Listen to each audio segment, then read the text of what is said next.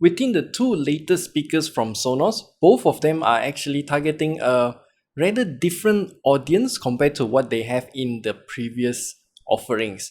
The brand new Sonos Roam and also the Sonos Move have Bluetooth integrated into them, so you can technically bring it out to wherever you want to listen to music, just like any other Bluetooth speaker.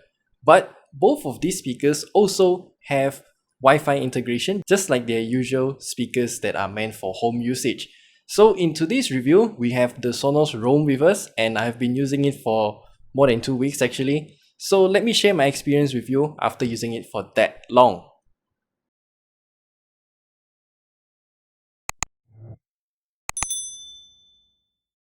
Now, there are two methods to use the Sonos Roam speaker. Number one is of course via the usual method, which is Bluetooth. You can just connect it with your smartphone or whatever and then treat it as a Bluetooth speaker and just use it wherever you want.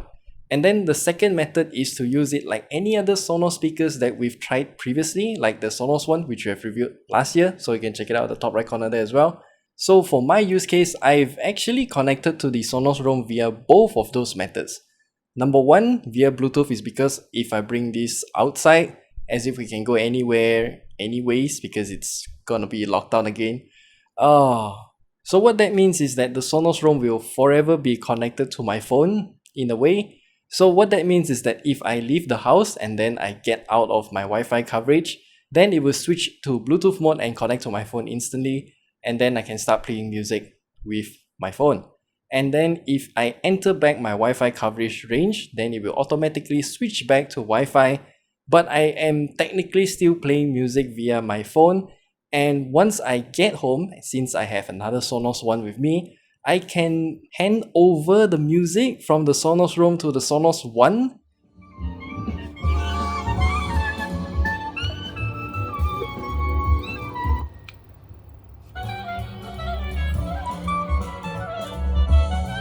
And the Sonos Roam also has a few buttons at the top here, so we have the usual play and pause button and also the volumes up and down button, and there's also another dedicated mic mute button. All of them are physical buttons instead of capacitive buttons or touch buttons, because this Sonos Roam here is IP67 rated. And yes, you can throw this into the swimming pool or whatever, and both the top and bottom of the Sonos Roam is rubberized, so if you ever drop the speaker, at least it has some protections against that drop. And also the Sonos Roam, one peculiar thing I realized is that because of how this speaker is designed, it's actually kind of symmetrical, and also the Sonos brand name itself is a palindrome.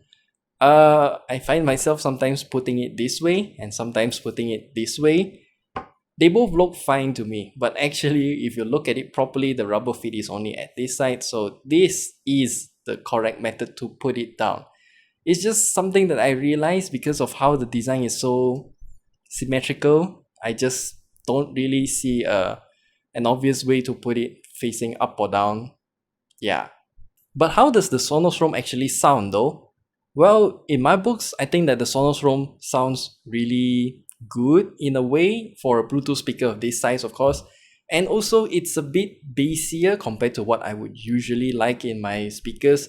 But with that said though, I have not tuned the equalizer, so everything is at neutral, it's just by default, and I also turned on True Play. You can enable auto True Play on the Sonos Roam, so it will learn and also adapt to whatever environment you're in without you having to touch any buttons. If you just enable that option and then you bring it to your room or something like that, and then you bring it to your office, then it will automatically tune itself to sound the best wherever you are. But that's enough waffling though. How does this speaker actually sound? Here's a sample.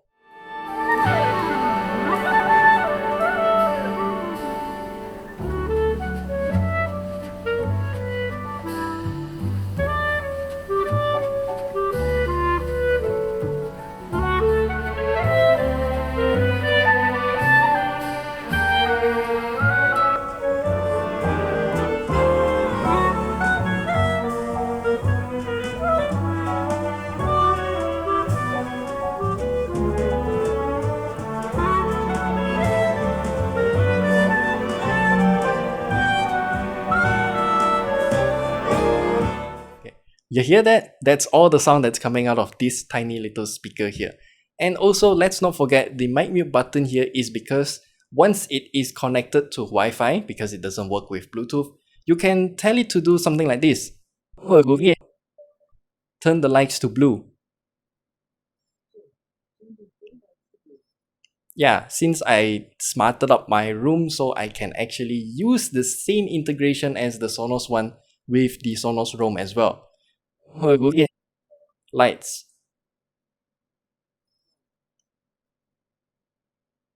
Yeah, that's just something that I did with my room when I smarted it up a few months ago. And technically, Sonos Roam is just the Sonos One in a different form factor. Actually, it's just like any other Sonos speakers, but in a different form factor. And it also has Bluetooth connectivity alongside with microphone, so you can talk to it to use Alexa or Google. All of those good stuff is integrated with the Sonos Roam. But if you want to learn about smart home integration with the Sonos One and all of these kind of smart speakers, we do have another video coming up, so do subscribe for more. And before we forget, we should also mention about the battery life of the Sonos Roam. One thing that I realized is that if you are at home connecting this speaker via Wi-Fi, it will kind of wake itself up even though you press it to go in standby. That is because it will kind of activate itself, wake itself up so that it can listen to whatever you're saying for Google Assistance functionality, I guess. I'm not too sure why this is happening, but it is happening. I think Sonos imagine the usage of the Sonos Roam is by, let's just say in the morning, you wake up, you unplug this from the charger and then you bring it out with you. And then after a day's use, you go back home and then you will instantly plug it into the charger to let it work like any other Sonos home speakers. For example, the Sonos one that I have at the corner of my room there. And that makes sense because they also sell yet another accessory for you, which is a magnetic Qi wireless charger puck thing. So you can just put your speaker nearby and then it will automatically snap itself onto place and start charging the Sonos Roam. And that accessory though is at 239 ringgit, which I think is just kind of expensive. It's just like any other Qi wireless charger thing, and then it just has magnets that automatically snaps at the bottom of the Sonos Roam. That's it. You can technically even use any other Qi chargers that you have in your house to charge the Sonos Roam. I can even use my Samsung Galaxy S21 Ultra with reverse wireless charging to charge the Sonos Roam as well. It's just standard Qi wireless charger, and I think that the charger is a bit too expensive. But this speaker though is at 1099 ringgit.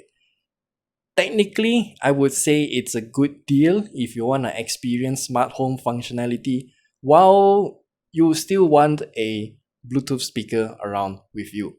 So yeah, it's a good deal. Sounds good.